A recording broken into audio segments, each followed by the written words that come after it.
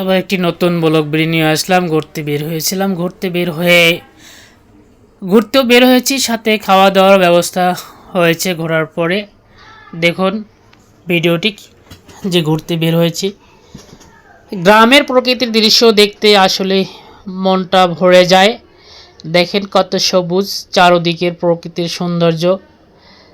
গ্রামের রাস্তার পাশে ধানের ক্ষেত, সূর্যটাও ডুবন্ত অবস্থায়।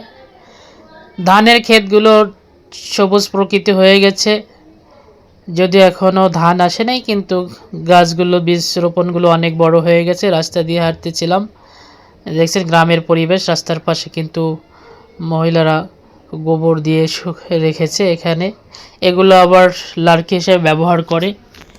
গ্রামের সৌন্দর্য আসলেই অনেক সৌন্দর্য। এটা একটা কদম ফুল গাছ, গাছটাও কিন্তু অনেক বড় একটা গাছ। রাস্তা দিয়ে দেখেন অনেক লোকজনও হেঁটে যাচ্ছে। তো ধানের জমিগুলো কিন্তু বীজ রোপণ করেছে, অনেক বড় হয়ে গেছে বীজগুলো। পাশাপাশি রাস্তার দুই পাশে কিন্তু অনেক সবুজ গাছগাছালি আছে, গাছগুলো দেখতেও অনেক সুন্দর। এটা হচ্ছে আম গাছ, দেখেন ছোট ছোট আমের কুড়ি ধরেছে, সাথে কিন্তু কিছু আম বড়ও আছে। এই থোকের যে আমটা দেখতে পাচ্ছেন, এই থোকের আমগুলো কিন্তু মোটামুটি বড় হয়েছে অনেক। এই আমগুলো অনেক পড়ে আসছে, তাই একটু ছোট ছোট। পাশে ধানের জমি, সাথে কিন্তু দেখেন একটা কলা গাছে কিন্তু কলাও ধরেছে।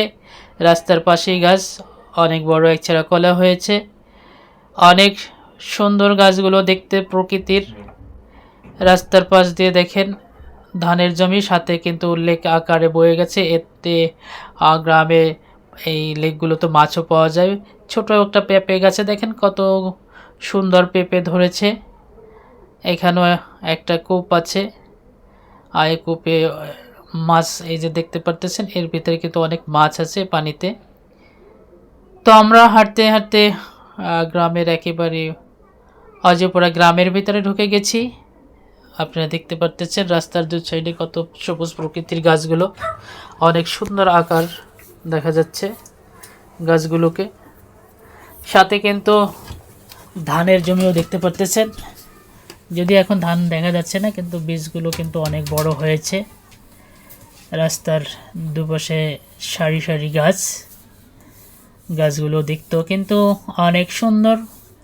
গ্রামের প্রকৃতি মনোমুগ্ধকর। রাস্তা দিয়ে কিন্তু কিছু সংখ্যক লোক হেঁটে যাচ্ছে। ঘোরা শেষে অবশেষে এসে আমরা রুটি বানালাম। এই যে দেখতে পাচ্ছেন রুটি আলু ভাজি, সাথে আছে ডিম। এখন আমি এই ডিম দিয়ে আলু ভাজি দিয়ে রুটি খাবো। ঘোরার পরে খেতে কিন্তু অনেক মজা লাগে, যতটুকু ক্ষুধা লাগে। এভাবে কি আপনারা ঘুরেছেন কখনো?